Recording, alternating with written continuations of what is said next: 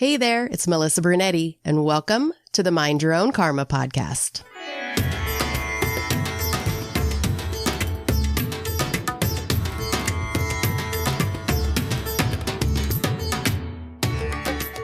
Hey there, Karma Crew. Thanks for joining me for this episode of Mind Your Own Karma, the Adoption Chronicles.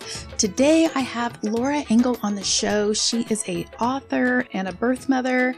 Laura was a teenage girl in the 1960s when she found out she was pregnant. With no support from the father of the child and feeling the shame of her circumstances from her parents, Laura found herself in a home for unwed mothers feeling forced to give her baby up for adoption. Laura wrote a book about her experience called You'll Forget This Ever Happened. And according to Laura, one of the most rewarding things about writing her book has been readers reaching out to tell her how much her book has helped them, as well as increase their knowledge of women's lives in the 60s and the baby scoop era.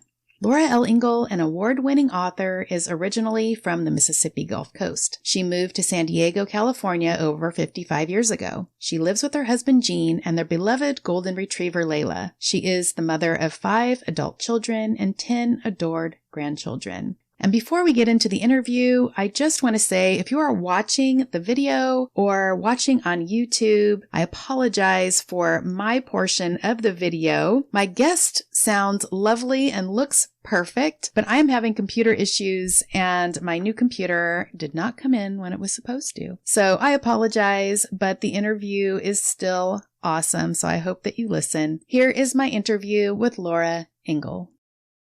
So we are welcoming Laura to the show today, and she wrote a book, You'll Forget This Ever Happened. She is a birth mother and tells her story beautifully. I love, love, love your book. It's one of my favorites, Laura. Thank you. Thank you so much. Yeah. So let's jump in. Can you start by sharing a little bit about what your family life was like growing up? Oh, yes. Well, I grew up in Mississippi I was born in the 40s, grew up in the 50s, and it was just your typical, I should say 50s and 60s, and it was just your typical family. You know, we went to church together. I was the only daughter. I had 3 little brothers. My mother had some issues, but as a child, you don't realize that. You know, you just think that's the way it is.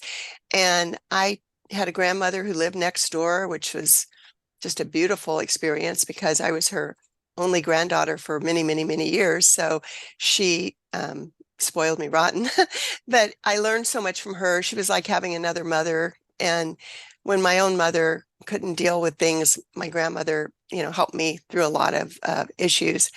I went to school. I was a good student. I was president of the MYF at church. I had a good life, and it was a nice place to grow up on the Gulf Coast in Mississippi. It was small back then, smaller town, and everyone knew each other. It was beautiful. And then I made the big mistake of when I was in high school. I was a good student. I was involved in a lot of organizations and having, best time in my life, and fell for a guy like teenagers do. And I ended up getting pregnant. And that's when my whole life changed, because I wasn't the good girl anymore in everyone's eyes who knew about it. And it became a big, dark secret, of course, because I, like most teenagers, kind of buried my head in the sand and thought it would go away and that it really wasn't happening. And by the time my mother found out, it was pretty ugly, because back then, and I know everyone's heard this before, but it's so true, and I've told my other children this, it's like you, right away, you're not the good girl. Right away, you're a big secret, what's happening to you. You're ashamed. You are full of not only shame, but you're horrified, because back then, that was probably one of the worst things you could do as a young girl. So I went to an unwed mother's home that my minister had suggested to my family. At first, I had I tried to convince my boyfriend that, he had actually graduated before this all happened, was in college. But I tried to get him to, you know, marry me or to do something or to help me. And he didn't want any part of it. Yeah. And so that was another embarrassment. Not only was I in this situation that I didn't even understand at all, because 17-year-olds back then were much more naive than 17-year-olds now. We knew absolutely nothing really about pregnancy or childbirth or any of that. None of my friends, I never would have asked them about that. So here I was growing up with this great life, and I felt like I had destroyed all of it. I actually thought it was the end of my life when this happened. And I was taken away and put in unwed mother's home in New Orleans, Louisiana. The first time I'd ever been away from my home, the first time I'd ever been away from my family, and told not to ever speak of this to anybody. And I didn't. That was my Yeah. secret. I was going to back up for a second. Yeah. Back up for just a second. And you were talking about, how people felt about unwed pregnant girls in the 60s. And how did people treat you? And what did they think about you? And how did you think and feel about yourself? Well, it was awful because up until then, I had, of course, I'd had self-esteem.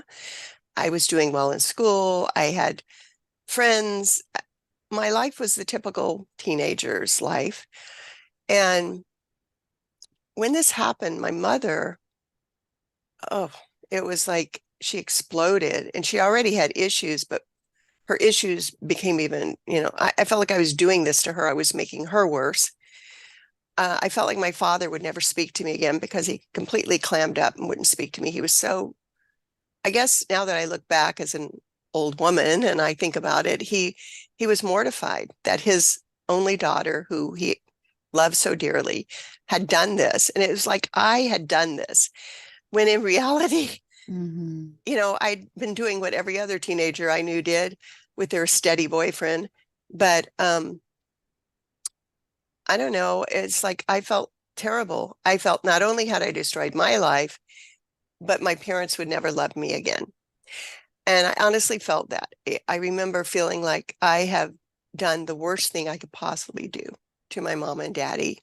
And my grandmother also, who I adored, was horrified. And she was from a generation that was, you know, girls that did that were bad girls and loose girls, hussies, and I wasn't any of that.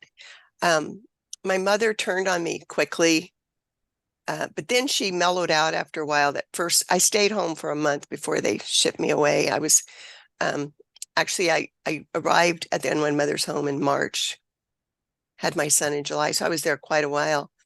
But it destroyed a lot of things in our relationship as a family. I grew to be so angry with my parents. I felt like they had betrayed me because my mother had said, well, okay, we're going to take you to this unwed mother's home. And I don't know if this is her exact words, it's so long ago. But she said, we're going to take you to this unwed mother's home. We're going to leave you there so that nobody knows you're pregnant. And when you come back, I'll raise the baby. That's what she said. We'll pretend like it's mine. Well, I look back now and I think, how insane is that? Like, this woman doesn't look pregnant and all of a sudden she has a baby. Her daughter has been gone for 5 months. But I held on to that. I held on to it because I Yeah. felt like, you know, I just think I think she'll do this for me. But once I got to the home, my father told me, no, you won't keep this child because your Yeah. Do mama. you think that do you think that your dad said no, or do you think that she was just saying that to you? Do you think she really wanted to do that in the first place? Well, that's a question that I've asked myself a million times because we never spoke about it. Mm-hmm. All those years, my parents and I never Mm-hmm. spoke. They wouldn't talk to me about it. I felt betrayed because I was young and naive, and I felt like they told me one thing, or he never told me that. He never talked about it. The whole month I was home. He actually drove me to Georgia, where my boyfriend was stationed. He had joined the Army. I always think to myself, he would rather go to Vietnam than marry me. My father had this, it was crazy. My father had this idea, if he went to the Army base with me, we would get married and have like a shotgun wedding. And it would be, which I didn't even know that was a shotgun wedding, but anyway, without a shotgun, but it didn't happen that way. And I just feel like maybe Mama meant it. Maybe she wanted to do that, but my mother had so many issues. And I honestly think that because of her issues, that my father didn't want her to have to raise another child, because she had enough trouble raising me and my three brothers. And she went to bouts of depression, and she had a lot of mix-ups. I wonder sometimes in this day and age, if she had been diagnosed with something, if it might have been, a disorder of, something where she couldn't, she was very depressed, and she could flip a switch. And I don't think my father wanted to go through that anymore. And I think maybe he had talked to her privately, and she just couldn't talk to me about it, because when we got to the home, she refused to go inside with me, which was another betrayal in my mind. Yeah. The time I needed her the most. I've forgiven my mother. I don't sit and dwell on this, because I know it's silly to go back and try to, but for years I held it. I held a kernel of hate for both of them in my heart. And I decided, number one, I would never do that to my children. Number two, I didn't have to have a relationship with them, which ended up being untrue. Of course, I ended up having a relationship with them. Yeah. But it was such a tough time. And I wanted my son to know this. My son, who I gave up for adoption, I wanted him to know that I was forced into this.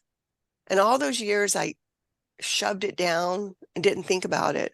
But once I started writing about it, I realized this wasn't just my story. This was the story of thousands and thousands and thousands of girls in that era who had the same thing happen to them. And the more I researched, the more I reached out to other women who had gone through this, I realized I was writing our truth, that we didn't go into this thinking, oh no, I'm pregnant, I'm just going to go to an unwed mother's home and have my baby and surrender him or her. None of us thought that. We were so naive. And when I was writing it, I said to one of my writing coaches, I don't want to sound like a victim. And she said, you are a victim.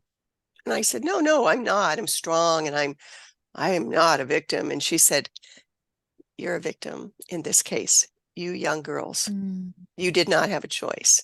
They didn't ask us, what do you think? And there was never any help. Yeah. There was never somebody saying, listen, we'll help you get through school. Nobody said that. They said, you cannot go to school now. You cannot finish school. God, you didn't go to school pregnant in those days. And God forbid, you didn't even see a teacher in a maternity top.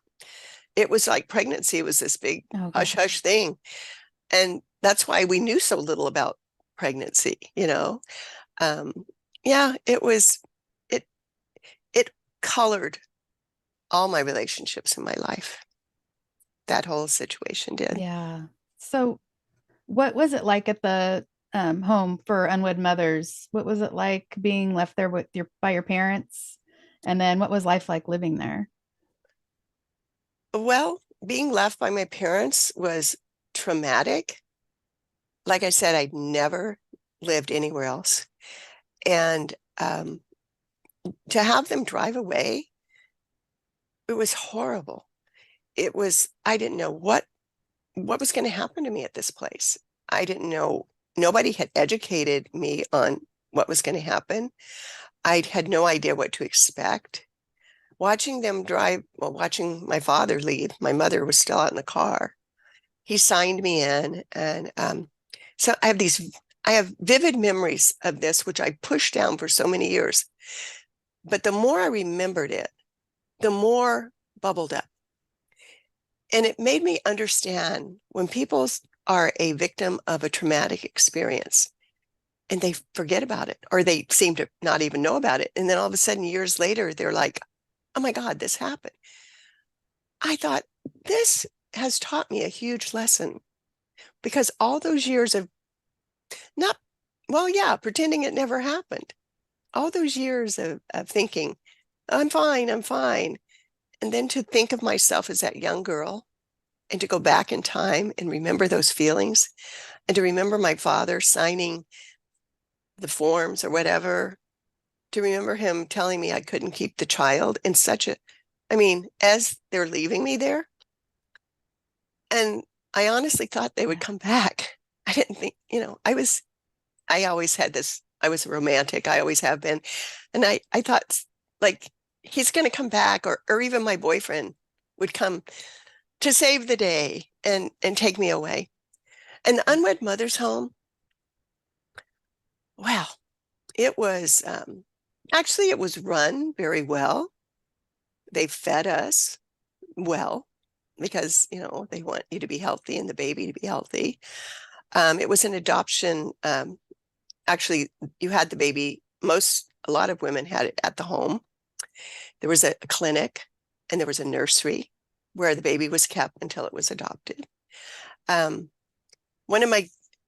I think one of the biggest surprises for me was after the first day, they kept me in I called it a holding tank. They kept me in a room separate the first night. Then they introduced me to my roommate, who I thought was an older woman. She was in her 20s, but I was so young. You know how teenagers are. They always think everyone's old. And she was the grumpiest, most miserable person on earth. And I was I don't know, I was a happy kid. And I always loved to be around people and talking. And so I was put in this room with this grumpy person. And then I started meeting the other girls, and all of us, it was such a variety of girls. But what amazed me, and I remember this, we were just girls. We were not, horrible monsters. We were teenagers for the most part. There were a few older. There were a couple really young. There was one girl, I think she said she was 14, but she looked even younger. And that was a sad story. But I've always loved people. I always want to hear more of their stories. So I would talk to these girls and we would tell our stories, even though we weren't supposed to. Oh, and another thing, when we went into that mother's home, we were told, or we were asked, what do you want your name to be? This is a complete surprise to me. Nobody had said, oh, they're going to want you to change your name. And I was just, I know, and I was just rebellious enough that when the lady who was admitting me said, okay, Laura, what name would you like to use? I was like, what? And I was still so hurt because my father's sitting there after me crying and telling me I have to leave the baby. I'm too young to raise it. I don't know how to raise it. Mama can't help. I'm so devastated. She's saying, change my name. And I was like, change my name? I thought, no. And I said, I don't want to change my name. And she said, my father said, well, it's mandatory. And she said, it protects you from anyone ever knowing what happened. Now, this is how archaic it was. Now, we're talking the 60s. Now, the 60s are not, well, in my mind, they're not that long ago, right? But Yeah. they were archaic compared to now. And they thought changing a name would keep you from anyone ever knowing you did this and you're a different person when you're there. I don't think so. So I didn't change my name. I kept my name exactly as it was. And I had this little bubble in my brain that thought, you know what? If your baby comes looking for you, your baby will know you because you kept your name. And he will come. I always thought it was a he, and it was, but we didn't know back then either what the sex of our baby was. There was no way for us to find out. And I remember thinking that even as a kid. I remember thinking, if I keep my name, he can find me. And Yeah. they thought I was rebellious doing that. But then the girls I knew, a couple of them kept their name as well, but most of them changed their name. So it was an interesting, Wow. it changed me, made me a different person, Yeah. really. So in the book, it seemed like you deeply connected with your baby when you were pregnant. Can you talk about the emotional journey that you've been on through the adoption process? Yes. I almost immediately when I got there, my baby started to be present with me because, all the chaos had ended, being in my house, everyone mad, keeping the secret.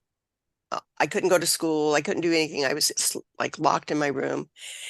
And I I still couldn't think of the baby as real because it wasn't there in my mind. It couldn't be happening. But then when I got there, it was quiet. I had a lot of time to think. And I did a lot of thinking.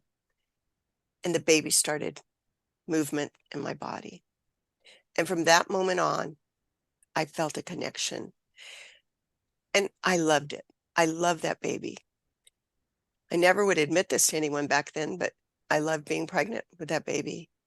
Um, I, I've I have three other sons. I love being pregnant with all four of them. I was kind of weird because all my friends were like, "Who likes being pregnant?" And I was like, "I do," but I just love that intimacy of my little baby inside of me. And I knew this was probably the only time I'd be with my baby. I worked in a nursery because we all had jobs at the home. I'd never had a job in my life and I didn't know I was going to have to work. And it was like, you have to work here. It's like, I thought I'd be reading novels and, writing and sketching pictures. And no, that wasn't what happened. You work every day. And I guess it's really a good thing because it taught me a lot. And I ended up working in the nursery, which was, it sounds crazy now when I think about that, putting this pregnant girls who are going to give up their children in a nursery holding babies. But I learned a lot about babies and I learned how to take care of them and feed them and change them. And, I became really close to the night nurse that I worked with. She was a lovely woman, the first Black person I ever got to know because that was a very segregated time in the 60s. And I never had friends who were Black. Every friend I had was just like me. I go to the home and I meet all kinds of girls that I never would have met, normally. And then I also start working in a nursery with a Black nurse, which was very good for me, very powerful. That changed me too. And I had this intimacy with my baby. I knew he was a boy. I knew he was meant to be. I had this feeling I would still get to keep him. And I talked to him. I felt like every time he moved, I loved it. There was nothing about him inside of me that made me angry. I did not have any animosity over what had happened with him. And when the time came to give him up, it was the most wretched, horrible thing in my life. It was devastating. And one of the most devastating parts of this was I had no connection with anyone I could talk to about it, the feelings, except the girls. But once I had him, it was such it was like my parents came to get me. They wanted to pick me up the first day after he was born. And I understand they probably thought the longer I was there, the harder it would be. And I get it. I get it. But back then I didn't get it. I asked him if I could stay there and work and just be there because I wanted to be with him as long as I could be before he was adopted in the nursery. Mhm. I often wondered when I was holding him, I mean, holding other babies, and here I am pregnant, holding other babies. And he would be moving around, and I would think, who's going to hold him? Who's going to love him? Mm. And I showered those babies with love because I felt this connection with all of them. And it also taught me I was a very maternal person, which I was the teenager that said, because I had these three little brothers and they were always, pests. And I would say, I'm going to grow up and I'm going to move to New York and be a writer.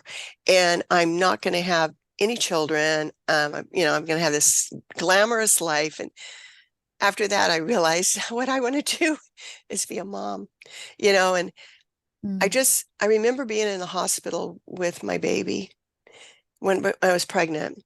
When I was giving birth, I'm sorry, when I was giving birth, it was a wretched experience. In those days, they gave you a shot of, it was called the twilight shot. And you get to a certain point in labor right before when you're totally in agony. I don't remember getting anything for pain. I remember they gave me a shot. The rest is blank. No matter how much I try, I cannot remember what happened with, during the delivery. I cannot remember the delivery. The next thing I know, I wake up in it's like a ward with like 6 or 8 women. And it's like a circle of beds. And they're all laughing and talking, and they have flowers, and they're all married. And I think I was put there by accident because I've talked to other mothers who had babies in the hospital. I started having my child in the home, but they moved me to the hospital. I do remember that because I had complications. And I got to hold my son because they brought him in with the other babies to feed. Writing about that day wrecked me. I had to write and rewrite because I cried so hard just writing. I would sit at the computer writing and crying.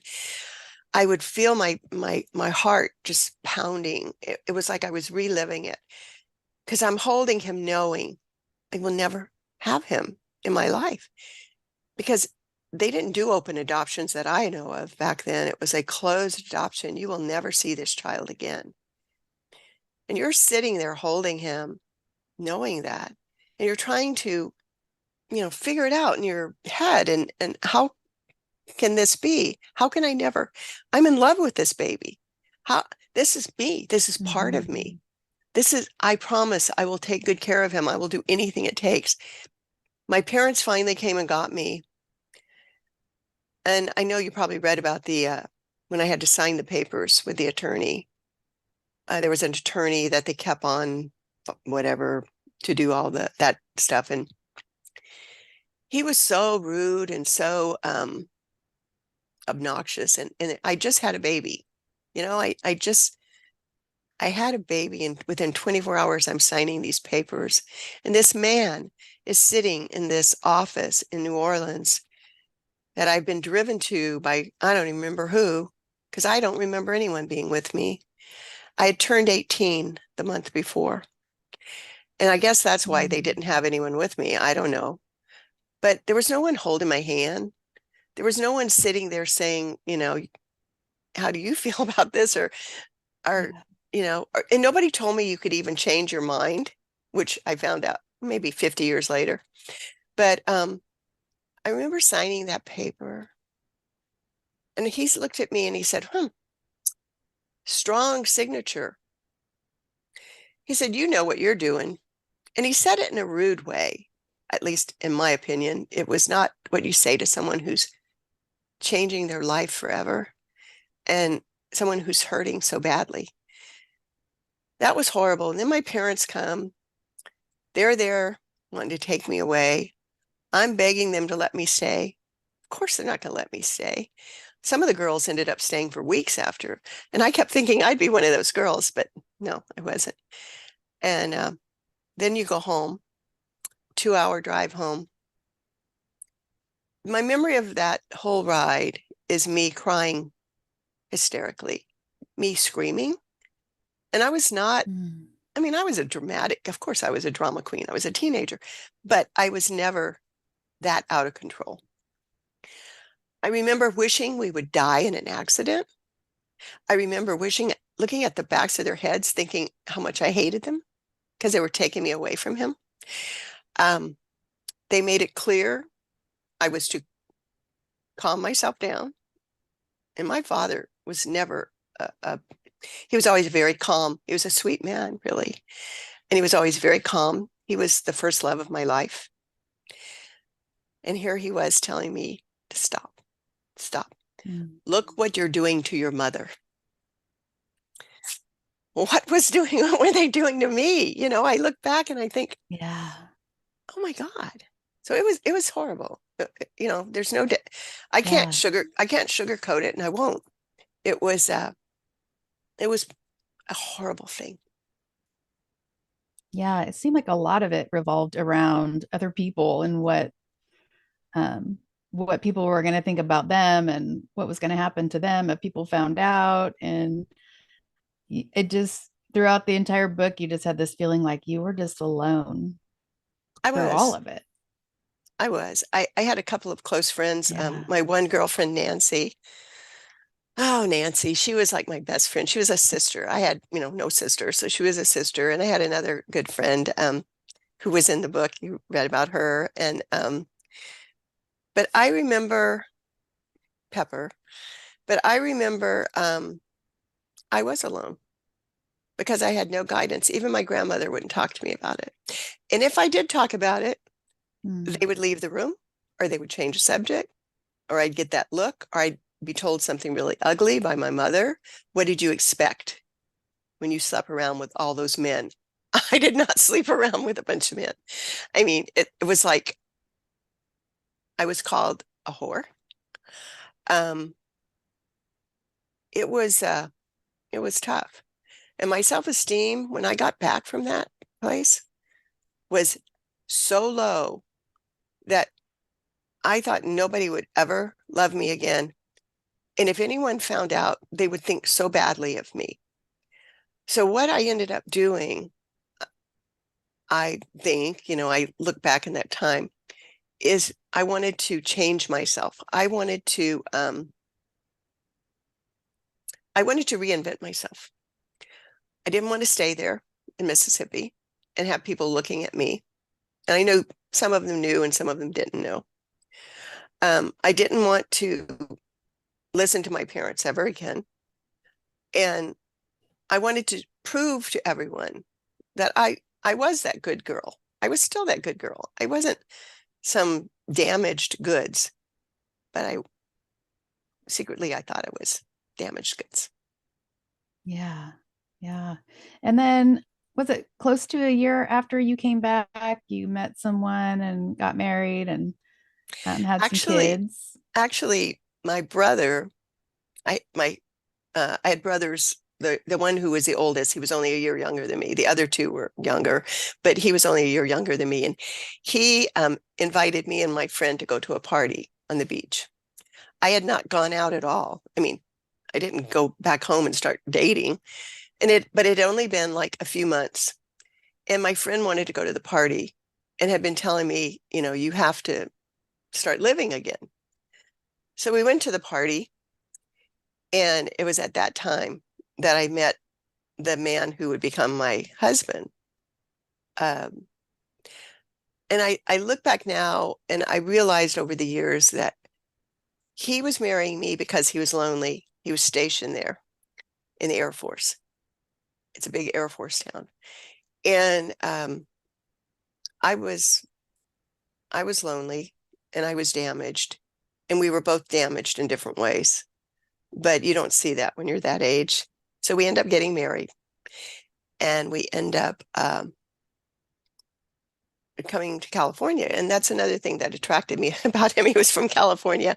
And back then I had this California dreaming thing that was so insane.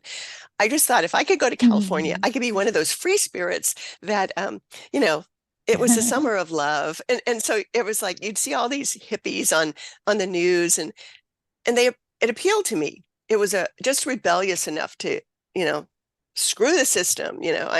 I'm just going to be this free spirit. And he was anything but a free spirit, which of course I didn't understand that. But he and I ended up moving to California within a year. after all that had happened.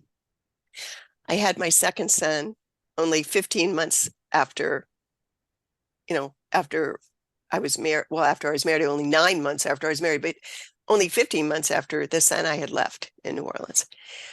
And Mm.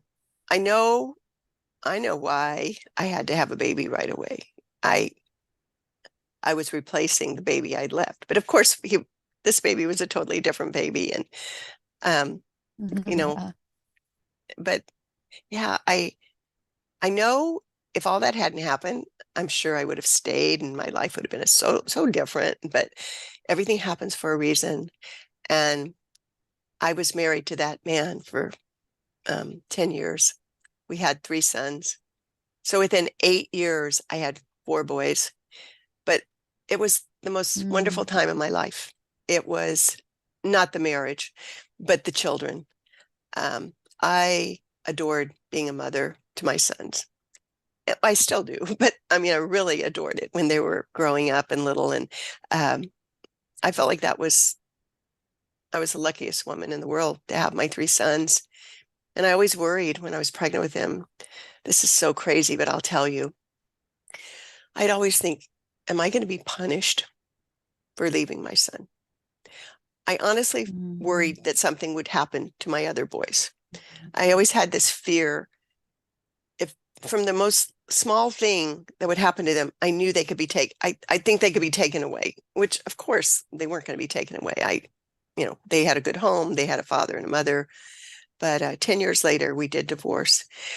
I told my first husband what had happened, and I didn't tell many people, but I told him because I felt it was fair if he was marrying me to know who I really was. He got very upset. He thought it was horrible. He told me never to speak of this again. So he was perpetuating the same thing that my parents and my grandmother Mhm. had said. And I didn't. I never told anyone. I didn't talk to him about it. I would privately cry every holiday, every birthday of my son. I would wonder where he was. I would wish he was there with my other boys. I had no idea where he was, and not any idea even how to find him. I'd been told not to even look for him. That was like a crime. And I remember thinking, you know, I can't talk to anyone about this. I can't, he doesn't want me to tell anyone. And so what I did, I shoved it, shoved it, shoved it. So I didn't talk about it. Yeah. How about your sons? Did they know about your Mm-mm. firstborn? Did you ever No, tell them? no. They, I kept thinking I'll tell them when they're older, but when they're older, that doesn't really, they never were old enough, in my opinion, to tell them. Um, I did tell 2 of them when I didn't tell them what had happened. I just mentioned to 2 of them probably when they were in their 30s. Um, Something had happened to me and there had been a baby. And that's all I said. And Mm. it was a odd kind of quick thing, something they didn't know, I think I'd said, but I never really told him. So, and they were very quiet about it. They never said a word either. They were very sweet about it. My sons are not boys, they're old middle-aged men now, but that's what I tell them. They have more gray hair than I do, but they're so good to me, and they wouldn't push me to say something they didn't think I could talk about. And that was like a brief, you know, nothing. Years still went on that I never talked about Right. it. I Yeah. did get Did you married. ever find your, oh, go ahead. I Go did ahead. get married later, and this man, we're still married. It's 43 years this year, 44 this year at the end of the year. But we was a second marriage for both of us, so I acquired 2 more children, a boy and a girl. It's the only way I could have a girl, I guess. And we raised our children together. I told him 2 before we got married. Once again, nobody knows. I don't tell my friends. I don't tell anyone. I owed it to him because he kept saying what a good mother I was. So I told him, you might not think so when I tell you what happened. And I told him what happened. And his response was just the opposite. He held me in his arms and said, I'm so sorry you went through that. Do you want me to help you find him? And if anything is that was like this man, his reaction was so opposite and so kind and so loving. And he still loved me and he still didn't think any less of me. And it made me stronger. But I still didn't tell anyone else. And he didn't either because he honored my asking him not to. Yeah. Yeah. I know the answer to this because I read your book, but I need to ask. Okay. Did you ever reunite with that baby, your firstborn? Yes. Yes. I looked for him in the old-fashioned way when I would go to a library and take my boys to story hour, and I would look through. I started finding books and stuff, but you'd have to write letters and all this, and I was so afraid my husband or somebody would find out I was doing this.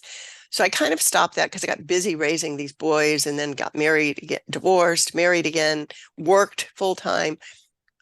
And always in the back of my mind, I would visualize him finding me, driving up to my parents' house, believe it or not. And he would be blonde hair, because his father had blonde hair, blue eyes.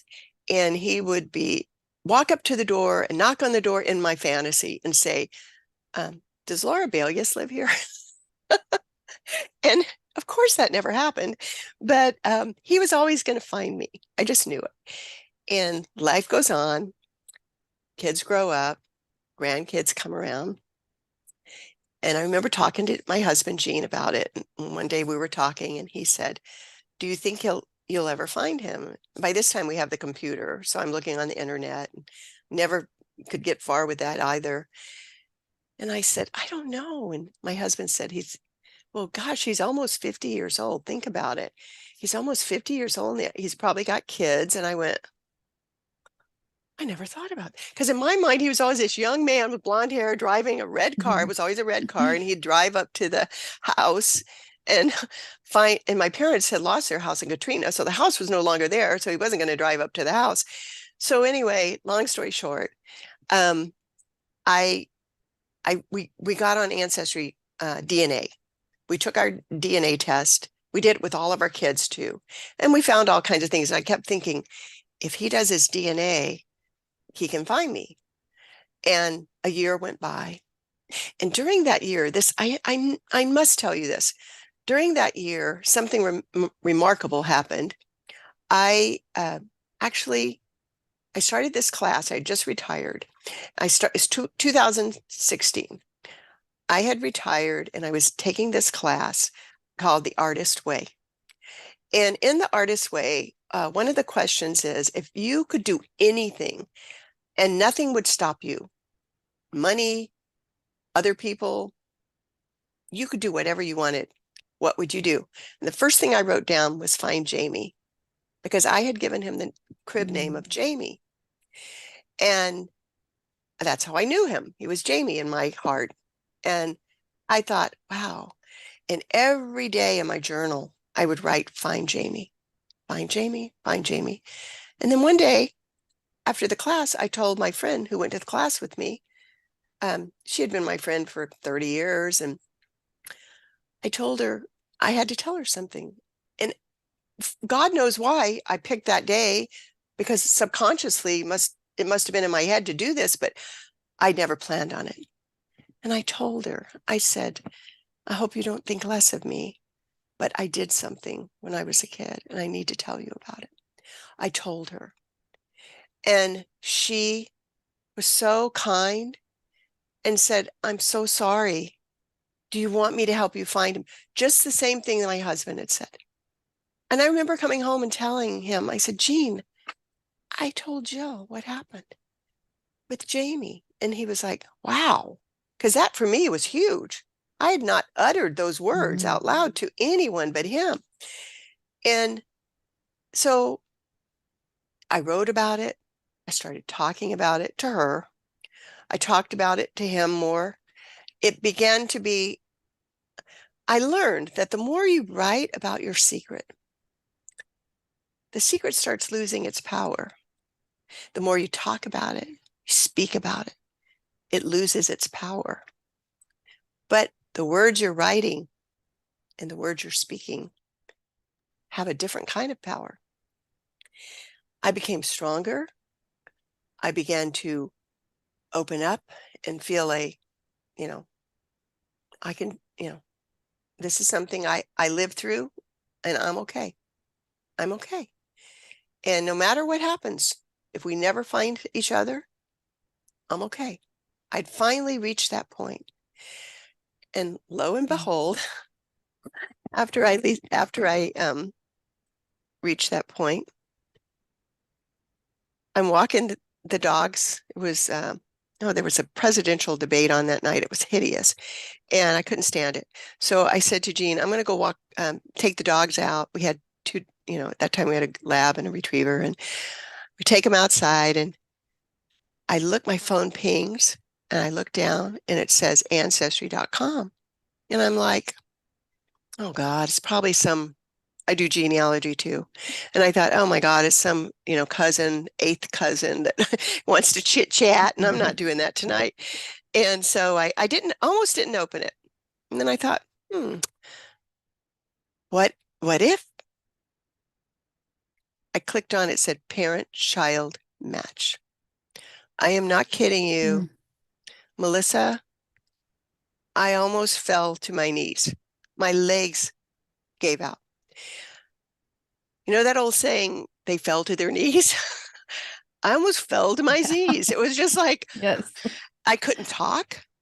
I had the most physical reaction to it. I came running in. I left the dogs out in the dark. It's fenced though, but I left the dogs and I came running in. And Gene's like, what? He knew something was happening. And I was like, I couldn't talk. I ran in here to my little home office and I turned on my computer. Up comes on Ancestry comes private, my own little private page. And it says, parent son match. I read the email. It says, I am adopted and I have some questions. And that's all it said.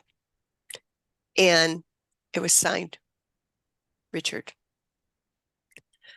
And I thought, oh my God, they named him Richard. It was my first thought. I was like, what? I mean, it's not a name I would have even thought Richard, of. He's Jamie. He's Jamie. And so my husband, by this time, has the dogs in. He comes, he sits down, pulls up a chair and he sits down and we're staring at the screen just like this. And I'm crying and gasping and having this physical reaction. And I'm like, oh my God, oh my God, oh no, oh my God, what do I do now?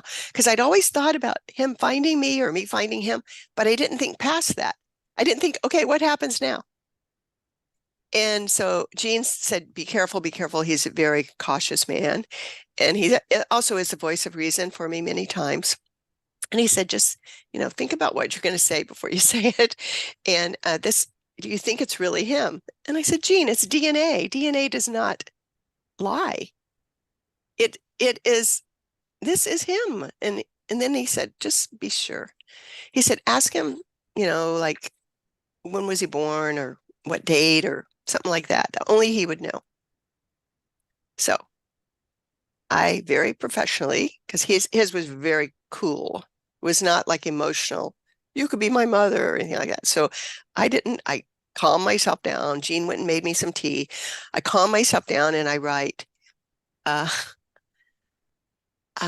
could you please tell me your birthday and where you were born? And then I had this sigh of relief and I thought, oh, it's going to take him a while to get back. Almost immediately, ding, there he is. He says, July 8th, 1967, New Orleans, Louisiana. I have two birth certificates. One says Methodist Home Hospital and one says Baptist Home. The only the only person on earth that would know that, because I started having him in Methodist, ended up having, I don't know how they messed that whole thing up on a birth certificate, but they did. And then I had him at Baptist. I screamed, "It's him." And Gene comes running back in here, and I'm crying hysterically. He's crying. We're crying. We're crying. I ended up just emailing nonstop with this Richard. And at first he was very blunt. I mean, not blunt, very cool, collected. Finally, I just say, I need to tell you, because the real me is going nuts here. So I'm not going to pretend like I'm, professional. I said, I am falling apart because I dreamed of this day. He writes back, I am too. And I was like, oh, thank God. Thank God. He's like me. He's emotional. He's feeling it.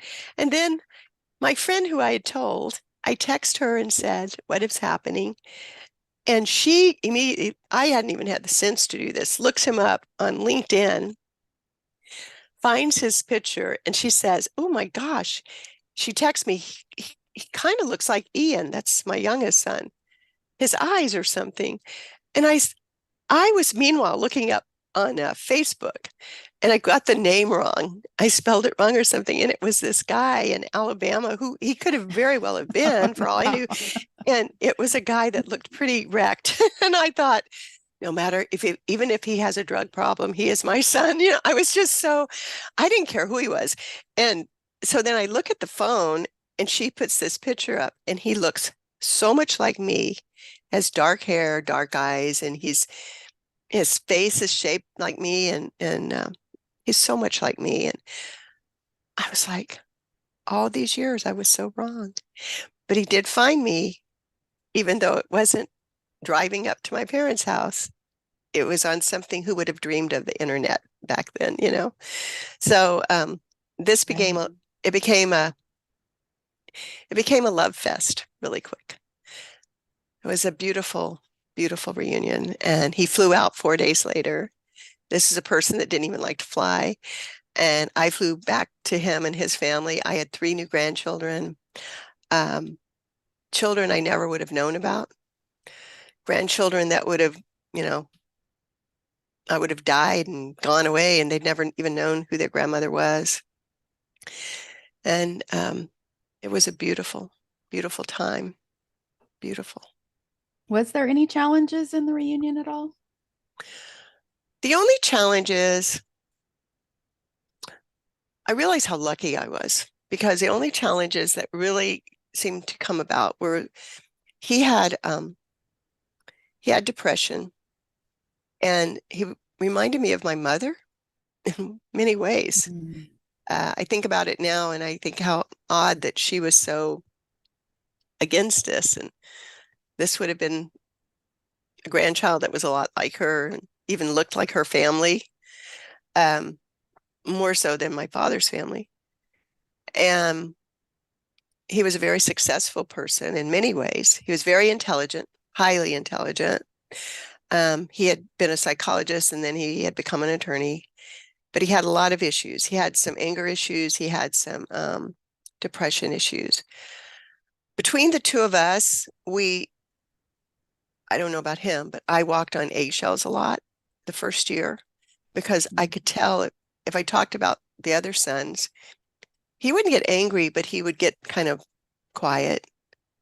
And he was happy for them, and they met him, and of course they were happy for him. And but he never quite connected with them in a way that I thought they would. And I think they were, more than willing to, because the times we were all together, they were nothing but loving with him. And, they could all, pick on mom, like, yeah, this is what she does, that kind of thing. And my youngest son even flew back there with me one time with his fiance for Richard's 50th birthday. It was a surprise party and we were part of the surprise. But, and my son, my youngest son, when he was with me, I said, honey, this is so emotional for me, because it's the first birthday party I've ever been to with him. And he goes, no, Mom. No, this is his first birthday I've ever been with him. And he said, no, Mom, you were with him at his first birthday, the day he was born. Oh, And I mean, yeah. my sons were loving about it. They were so loving towards me. They didn't pose a challenge. With all five of our kids, including my bonus children, um, there were moments that I realized the first year all I talked about was our reunion, and you know, Richard did this, Richard did that, da, da, da, da, da, and until finally my youngest son told me, Mom, listen to yourself. But, at the same time, he was doing it just because everyone thought I'd lost my mind. And he understood why I was losing my mind. But at the same time, he wanted me to know. And I began to mellow out. I think the honeymoon stage was over. And my son and I had some intense conversations. I realized just how hurt he had been. He'd had these wonderful parents who had raised him and given him things I never could have given him as a single mom. Um, he, you know, I had come to the conclusion that this is life and this is what happened. We can't go back. We start fresh and we have to honor and appreciate that we have each other now. And the fact that I'm retired, I can fly back. I have the means to fly back, frequently. And he was still in Louisiana, and he could fly back here and with his family and visit us. So we had a good reunion. I've learned so much about other reunions. So I think ours was pretty stress-free. Towards the end, it got more stressful because of 2020. And I knew he was depressed and I could not fly back there. We were all afraid. We thought whatever this virus is, it's going to kill us. And plus, we're in our 70s and I have asthma. It was all these things that you shouldn't be around anybody and you shouldn't travel and all that. So 2020 was a tough year, but we talked a lot. And he had gone through a really messy divorce and we talked a lot. But, I couldn't be there for him. And he just went into the depths of depression.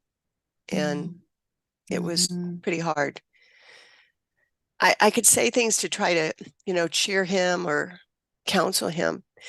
The same kind of things I'd said to my other boys when they were growing up or when they were older. A mom's job's never over. It goes on forever. Here, I feel like I'm not the kind of mom I was then. I don't, hang over my kids. But if they need advice or if they ask me or if I can, help them, I'm there. And for him, it was different. I never felt like he quite accepted or understood it or followed anything or understood what I was saying. So it was a tough time. 2020 was for both of us in that respect, as well as the whole world was having a tough time. Yeah. So I know I had finished the book yesterday and Thank I you. got to the reunion part of the book. And I was thinking, there's only 30 pages left in this book. Like they just got to the reunion. And I mean, we had talked before. And then I got to the epilogue, which you had told me about ahead of time. And I have to say that you and I have talked about discussing what happened, and we both agreed that it was part of the story, and it's a very important part to talk about. So share with us as little or as much as you want to about what happened. Okay. Well, I told you how tough 2020 was. And for him, it was doubly tough living alone after, and having a really messy divorce. But he still got to see his kids and everything. And I kept trying to make that like, look how lucky you are. You're going to have your kids all the time still and whatever. And he, he, wasn't buying it. And I knew he was depressed, but I didn't know how depressed. And I've never dealt with somebody that couldn't seem to work their way out of it. I've heard of it, and I've read about it, but, you know, I didn't know. And I encouraged him to see a therapist, which he said he was seeing. And what happened was I just signed with a publisher. I'd been writing my book for 5 years. I finally decided it's not 5 drafts. It's not going to get much better than this, whatever. He loved me writing the book. He thought it was great. He read some of the manuscripts and he loved it. And he was happy that it was going to be. He told me years before, just self-publish it. And I go, no, I want to do this the way I want to do it. And, because he was happy that I was doing this. He thought it was great. And so that was like in January. And in February of 2021, everything's loosening up about COVID. People are not as, petrified, and the world's opening up a tiny bit. And I'm telling him, I'm coming back there. I'm going to be first in line to get the vaccine. I don't care what anyone says about it, because I want to fly. I want to fly back to see you and the kids. And he was saying, the same thing. And my husband, was excited about, going back and seeing them. And I kept thinking it'll do us all good, see each other. And I get this, I know we actually called him on a Sunday because we wanted to talk to the girls, and his two daughters were there. And we're talking to him, and he sounds good. He sounds upbeat. And I loved it. It was like we could actually talk and laugh, and nobody's, crying or upset or angry about the divorce. And I'm not counseling, I'm just chatting. And he talks to my husband about going on a fishing trip when we fly back, because they both love to fish. And he says, we'll go fishing, we'll go down to the coast and da, da, da. And my husband's like, I'm all for it. I'm ready. This has been the craziest time. And then he says, promise me you'll always be close to the kids. And I said, of course I'm going to be close to the kids. I love the kids. I love my grandchildren. I have 10 of them. I love them. And he said, I said, why would you even ask that? And he goes, well, you just never know. And, I just want to make sure you're always, I go, believe me, I'll be gone before you are. We laughed about that. And so then he says something that I will cherish the rest of my life. He said, Mom, I want to tell you something. You're the best thing that ever happened to me. And he just said it organically, like it was not a speech. It was not a goodbye. It was just a sweet thing to say. And I even argued with him. I said, oh, I'm sure. I go, your kids are the best thing ever happened to you. And he said, no, I promise you, you are. And within 48 hours, I get a call from his oldest, who's a boy, his son, my grandson. And he tells me that his dad's gone. I didn't even understand at first. He's crying, I'm crying. I'm going, what are you talking about? And then he told me he'd taken his own life. It was probably, well, yeah, it was. It was worse than leaving him, in the home. It was because this was final. This was a man who had a life and children, and had laughed. We'd laughed so much together. He made me laugh all the time. He was funny, sarcastic and funny, and very witty, intelligent. This was a man who didn't need to be gone. And I kept thinking, if it could have been so different, it could have been so different if he could have just waited. And then I would also say, you can't save the day for everything. No matter who you are, mother, a friend, or whatever, you can't, I'm not in charge of saving the day. I called the publisher and asked her not to publish the book. I said, I need to get out of the contract. And she said, she's so wise. I love her. She said, wait, just wait. I'm going to set it aside. Whatever you decide, we'll do it. If you want to tear up the contract, we'll tear up the contract. She goes, but I'm just going to leave it in the queue. And you take your time, however much time you need. Take as much time as you need. And if it's years, it's years. But don't do this right now. Don't do anything right now. And I get it now when I'm, normal again. I get it. You just don't make a decision like that about anything during that time. It was grief like I've never had. It changed me again. I remember even saying to my husband, I wish he'd never found me. And my husband said, don't ever say that again. He was right. Yeah. Because by him finding me, I got to know him. I got to know he had a good life in many, many ways. He'd had a good life, regardless of depression, regardless of any hard times. Basically, his life had been very good. And he had told me that time and time again. And it was complicated. It was a complicated grief. I don't know if he was put here on earth to educate me or what, but I learned so much from giving him up the first time. I learned so much from our reunion, and then I learned from his suicide. It took me on a totally different path, and I couldn't talk about it for a long time, and I can talk about it now because it's been 3 years.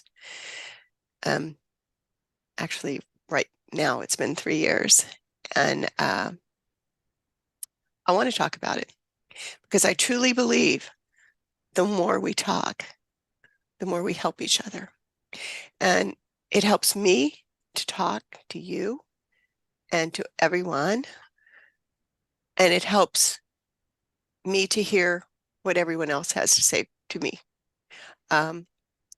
It's just, I feel like I help them, they help me. And I've learned so much. I had no idea the statistics of adoptees and suicide. I, believe it or not, had never read The Primal Wound. I was very naive about reunions because mine seemed so wonderful. And this has been quite a lesson. I can talk about him now. I can talk about the good times. I can remember all the good times. And I still have my grandchildren in my life. We adore each other. And I will always be grateful that, I have them because they're part of him. And his ex-wife feels the same way, that I'm part of him for them. So it's been a tough one, but I decided about 6 months or 7 months after this happened, I would go ahead with the book because I was told by a very wise author that I know. She had read my book before it was published as a beta reader, and she said, your book's important. Your book's going to help a lot of people. Write an epilogue. Because I said, I can't because it's not a true story anymore and memoirs are true. And she said, no, it's not. It's true for when it was during the time you write the story. But if you feel like you have to tell the rest of the story, write an epilogue. And I said, I can't write that. It's too painful. And she said, you don't have to go into detail. Just tie it up. Tie up the story. So I did. And the minute I did it, I felt relief. I felt like, okay, I can go on now. And I published it. I'm so glad I did. Not to mention how much work it was. It was nice to be able to have something for all the effort and tears and heartbreak it took writing it. Yeah. But the joy too. Yeah. I have like short blogs on my website, And I'm like, I write like 3 paragraphs and I'm like exhausted. And I'm like, I don't know how these people write these books. It's I hard. couldn't do it. I always Could wanted to not write. do it. I always wanted to write, and I But never did. yeah. Now I do. Well, I just want to thank you for being open to talking about what happened because, like you said, there's a lot of people that are unaware of the statistics. And, I often wonder, hearing your stories of birth mothers, if the suicide rate is something similar, with birth mothers because of, I read your stories and I'm just like, there's got to be a statistic of that too, as well. I can't imagine. Say a lot of birth mothers become alcoholics. A lot of birth mothers, it's a big Mm, percentage, do not ever go on to have another child, or they have a lot of babies mm, like I did.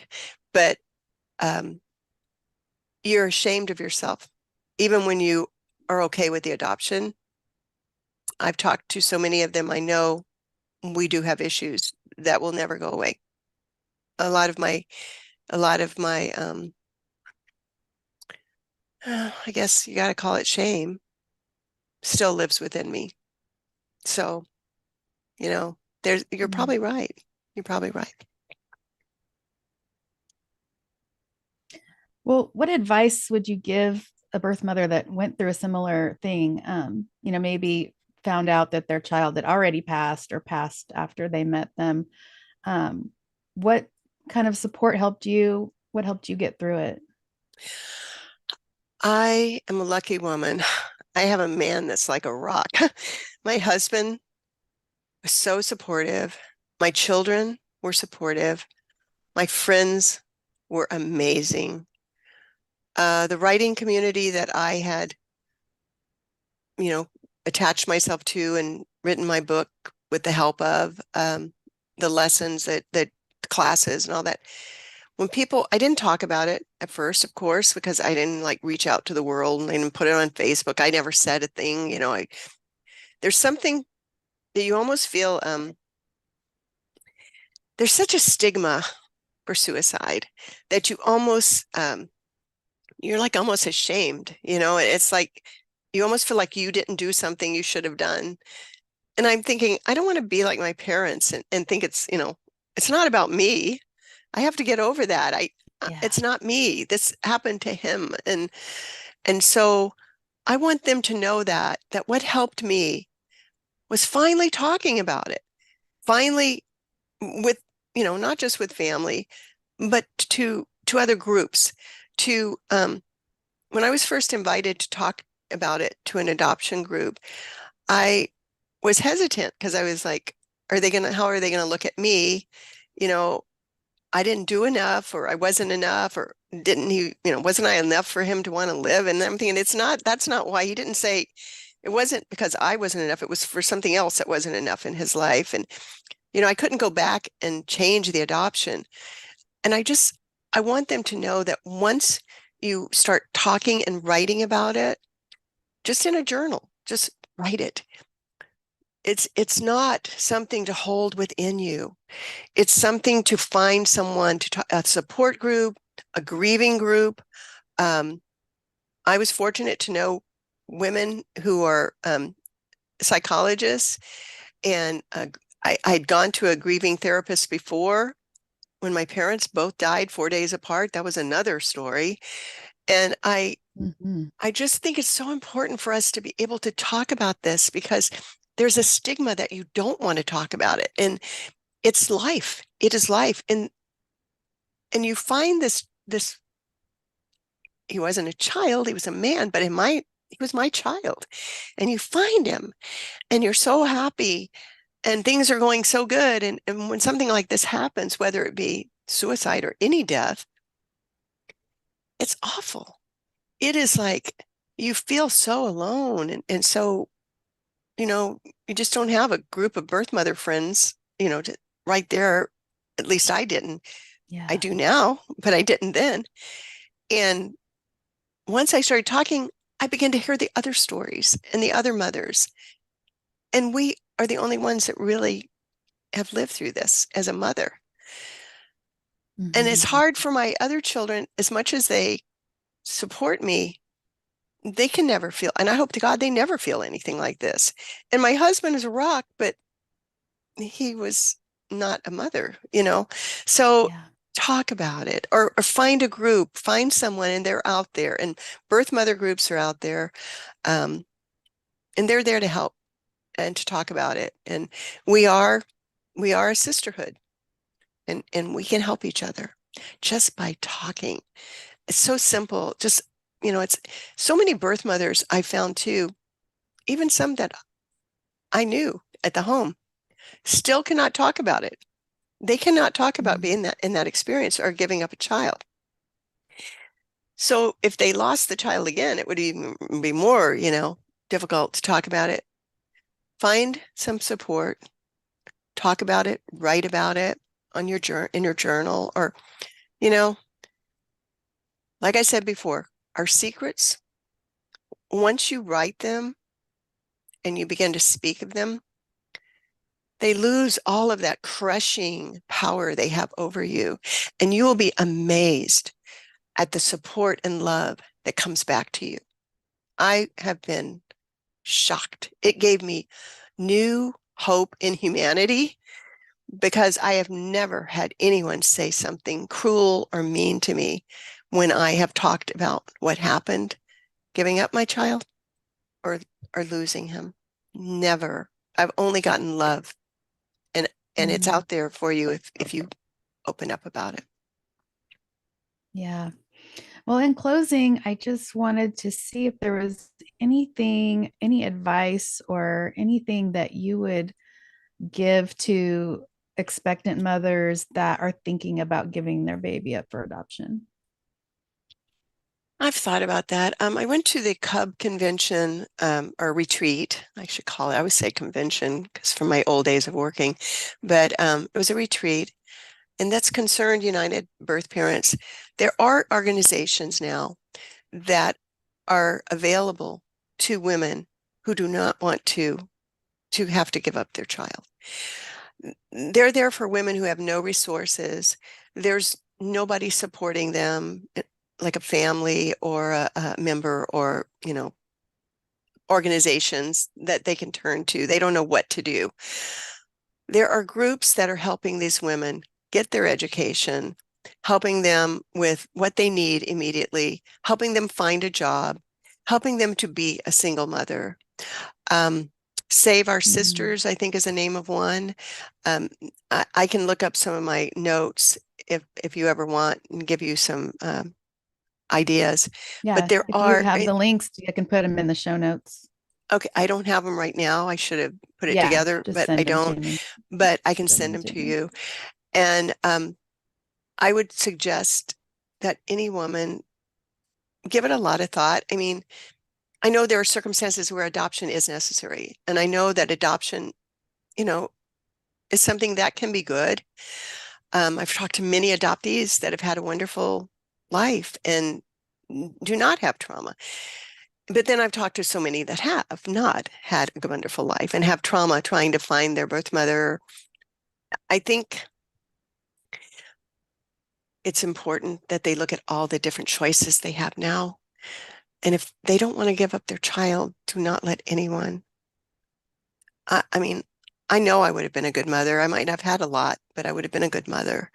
And I know there's a lot of women out there that are stuck in that position. Even in this day and age, I was shocked at how many stories I heard. I always thought it would maybe easier with open adoption, but now I don't know. Is it?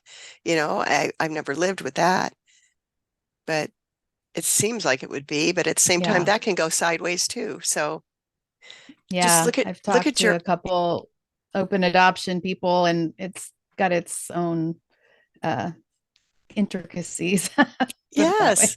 I mean, how, and also I learned something new that you can actually, I mean, the adoptive parents do not really have to do some of the things that they agree to do in the open adoption. That's what I Mhm. was told by several people at the retreat. Mhm. And if that's the case, that's not fair. And that's going to cause so much Yeah. pain. And I don't know, how does that Right. work? How does it work? I've never, like I said, I'm not an expert on that. I've only lived the other way. But I do know Yeah. that what happened to me happened, and my life has been good. My life has been blessed in all kinds of ways. And it was, it happened. It's something I have to live with, but at the same time, I have to accept. So, Yeah. Laura, where can we find your book? Um, oh, do you have a here, let me, website? I just happen to have a copy of my book right here. You'll Forget This Ever Happened. Yay. And it's by Me Laura L. Engel. too. See, matching books. Thank you so much for reading it. My book is on Amazon. Yes. It's actually on, you can get it at any bookstore. It's available, Barnes and Noble, or anyway. You might have to order it if they don't have it, but on Amazon, you can get it immediately and you can get it on Kindle. I am working on a audio book with one of my sons, my middle son, Mark. He is a musician and he has a sound studio in his apartment in San Diego. And so he and I have been working on that, collaborating. So I will have that in the future. But also you can find me on my Instagram is storyteller Laura. And my website is lauralengel.com. Make sure you put the L in there because there's another Laura Engel, lauralengel.com. And my Facebook page, I have two. The one that I use the most is not my author page. You'll have to put it in writing, but it's Laura L. Baelius Engel. I go there most of the time. But if anyone reads the book, I love talking to people who have read it and to hear their stories. Most of the people I talk to are adoptees, and it's just been so rewarding. The book has opened up worlds that I never dreamed it would, and it's helped people that I never dreamed it would. So if you're wanting to hear a birth mother story of the 1960s, the summer of love, then just check it out. Yeah, we were talking earlier, and I was telling Laura that it should be required reading for adoptees to read at Oh, least one birth mother memoir. And of all the books I've read, yours is one of my favorites so far. oh, So I really I just want appreciate that. to thank you so much for, so much for coming on today and telling your story and just being brave through the whole thing and being open and honest, about your son's suicide and things like that, because those are things that people just don't know about. And I mean, I didn't know until about a year ago the statistics, and it just makes so much sense to me because I had some suicidal, nothing major, but and then just kind of wondering why you feel like you have everything going right in your world, in your life. And Yeah, it's like, why do I still feel this way? Why do I, there's something. So it's just something very missing. So, validating to hear yeah, others' stories. Yeah.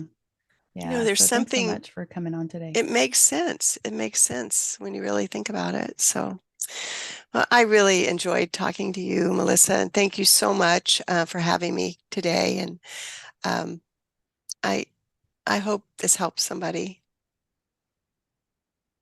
Yeah, I know it will. Thank you. I found it very interesting that while I was listening to Laura talk in the interview, I could hear a lot of the same phrases that adoptees say all of the time. Things like, I felt guilt, I felt shame, I felt like I couldn't talk about it. A lot of similarities between birth mothers and adoptees in the language that we use to describe our experience. And I had never noticed that before until today, so I thought that was super interesting. If you have not read A Birth Mother's Story, I highly recommend Laura's book, You'll Forget This Ever Happened. It is one of those books that you just feel like you can't put it down. You just need to find out what happens next. And one of those books that you're like, this could be made into a movie. The links to find Laura and her books are in the show notes. Now, I want to say a few words about suicide. And I just want to propose a thought because, as we've mentioned before on the show, that adoptees are 4 times more likely than non-adoptees to attempt suicide.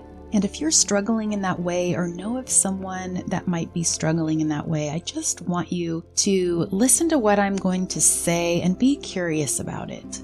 Since I started my somatic therapy practice doing SMGI or somatic mindful guided imagery, I came across something that made me think. And so I want to pass it on to you. What if those thoughts of suicide don't mean that you physically have to die to make them stop? What if it's just a part of you that needs to die, and not your physical body, but something that is locked in your subconscious mind? It might be a part of you that you no longer need, or it's something that is stuck in your subconscious that needs to be cleared. And maybe that is what needs to die, not your physical body. And when I heard that, it just made so much sense to me. So I just kind of wanted to throw that out there and see if that resonates with you at all.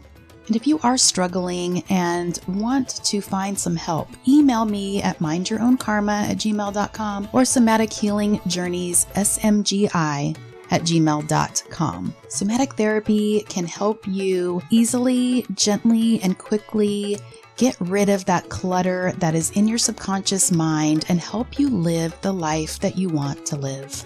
You can also go to my website, somatichealingjourneys.com, if you want to know more about this new and upcoming somatic therapy and see if it's part of your winning healing combination. You can book a free discovery call with me and let's discuss if SMGI is right for you. As always, take what you need and leave what you don't. And always remember to mind your own karma. I'll see you next time.